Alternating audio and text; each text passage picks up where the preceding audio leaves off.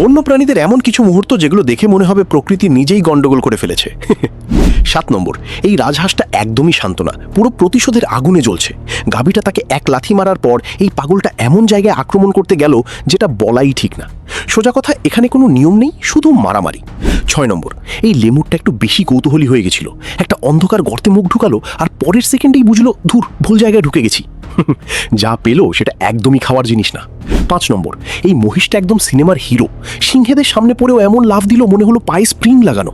তারপর আবার নদীতে ঝাঁপ দিয়ে বলল, ধরতে পারলে ধর।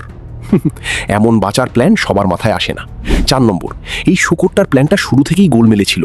সে হাঁটতে হাঁটতে এমন এক হ্রদে ঢুকলো যেখানে চারদিকে কুমিরই কুমির। শেষে কি হলো বুঝতেই পারছো, নিজেই খাবার হয়ে গেল। ভুল জায়গা, ভুল সিদ্ধান্ত। 3 নম্বর, এই চিতাবাঘটা একদম চুপচাপ লুকিয়েছিল। ছোপের আড়ালে এমনভাবে ছিল মনে হয় কেউ দেখতেই পাবে না। শুধু সময়ের অপেক্ষা আর তারপর ঝটকা। পুরো চালাক শিকারী।